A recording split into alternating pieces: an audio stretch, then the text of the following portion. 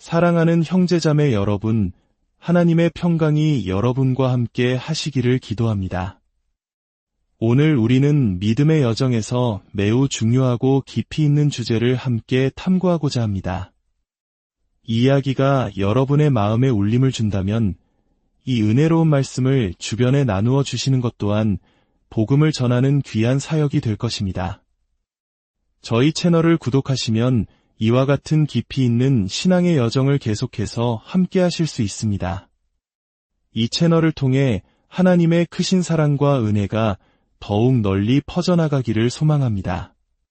오늘 우리가 나눌 이야기는 지금으로부터 약 400여 년 전 17세기 초 유럽으로 거슬러 올라갑니다. 당시 네덜란드에서는 신앙의 본질을 뒤흔드는 거대한 신학적 논쟁의 불길이 타오르고 있었습니다.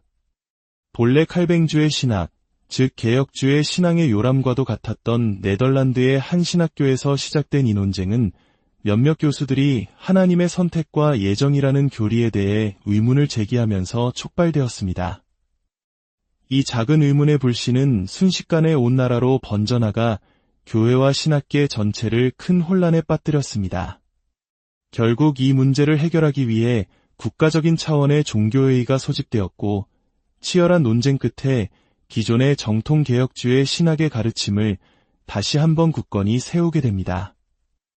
이 과정에서 기존의 가르침에 반대했던 이들을 학론파라고 불렀습니다. 그들은 자신들의 신학적 유산 속에 담긴 5가지 핵심 교리에 대해 강하게 항의하고 반박했기 때문입니다. 이 역사적인 논쟁으로 인해 기독교 역사 속에서 매우 유명해진 신학적 개념이 탄생하게 됩니다.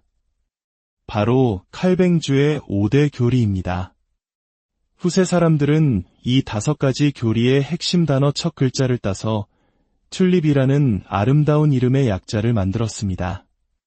마치 아름다운 튤립꽃처럼 이 5가지 교리는 기독교 신학의 정수를 담고 있지만 그 의미를 이해하기란 결코 쉽지 않습니다. 물론 개혁주의 신앙의 모든 것을 이 5가지 교리만으로 설명하려는 것은 큰 오해를 낳을 수 있습니다.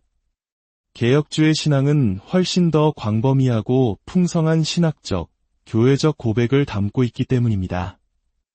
하지만 이 튤립 교리는 역사적으로 가장 치열한 논쟁의 중심에 있었고 개혁주의 신학의 독특한 특징을 가장 선명하게 보여주는 핵심적인 내용이라 할 수 있습니다. 이제 우리는 이 튤립의 각 글자가 의미하는 바를 하나씩 살펴볼 것입니다. T는 전적 타락을 의미합니다. U는 무조건적 선택입니다. L은 제한 속죄를 가리킵니다.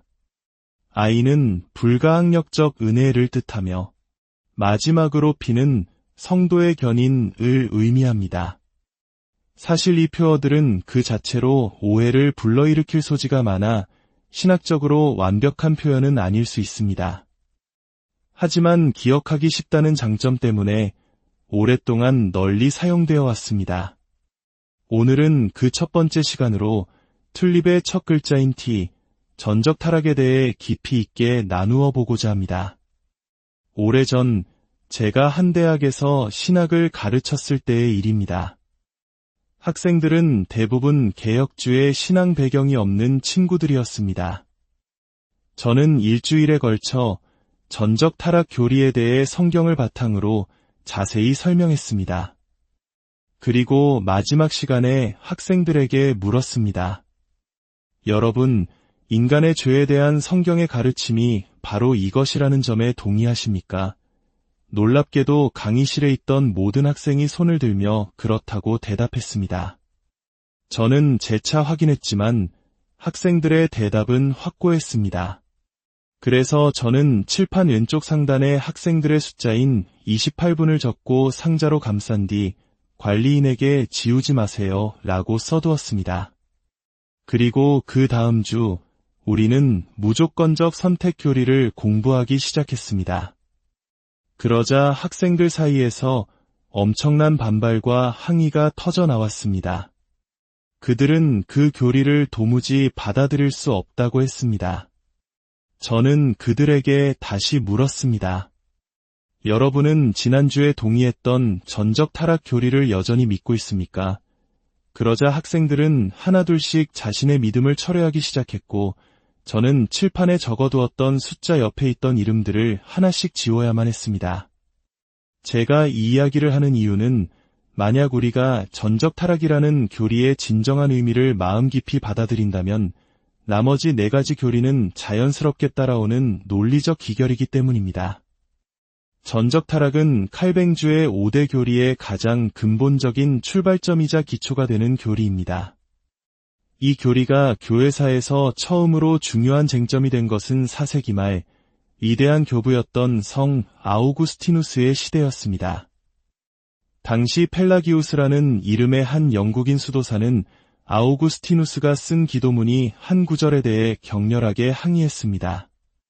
그 기도문은 이러했습니다. 오 하나님, 원하시는 것을 명령하시고 명령하신 것을 허락하소서. 펠라기우스를 분노하게 만든 것은 기도문이 2번째 부분이었습니다.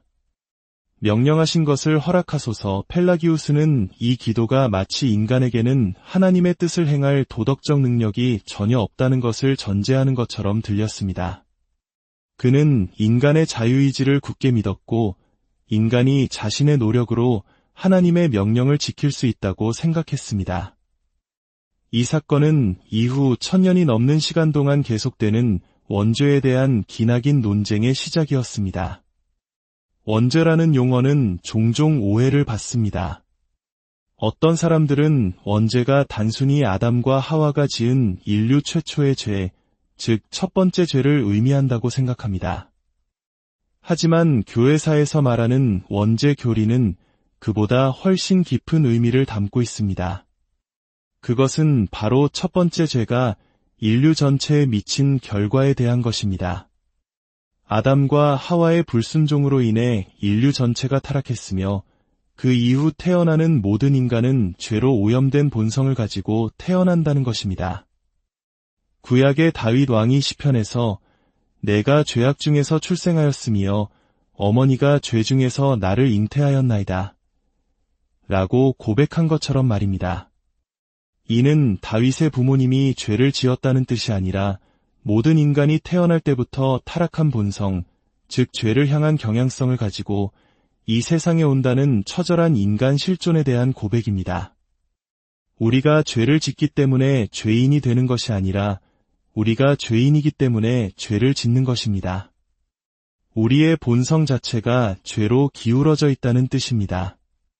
개혁주의 신학에서 말하는 전적 타락은 바로 이 원죄에 대한 입장을 분명히 보여주는 교리입니다. 여기서 중요한 점은 전적 타락이 완전한 타락을 의미하지는 않는다는 것입니다. 완전한 타락이란 모든 인간이 아돌프 히틀러처럼 상상할 수 있는 최악의 상태에 있다는 뜻입니다. 하지만 아무리 악한 사람이라 할지라도 그보다 더 악해질 가능성은 늘 존재합니다. 전적 타락의 진짜 의미는 죄의 타락이 인간 존재의 전 영역에 영향을 미쳤다는 것입니다. 우리의 타락한 본성은 우리의 육체에 영향을 주어 병들고 죽게 만듭니다. 우리의 생각과 이성에도 영향을 미쳐 여전히 생각할 능력은 있지만 그 생각이 어두워지고 왜곡되었습니다.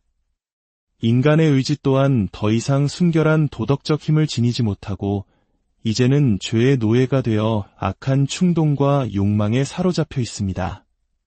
우리의 마음과 의지, 영혼과 육체, 그 어느 한 부분도 죄의 영향력에서 자유로운 곳이 없다는 뜻입니다. 저는 전적 타락이라는 용어보다 근본적 부패라는 표현을 더 선호합니다.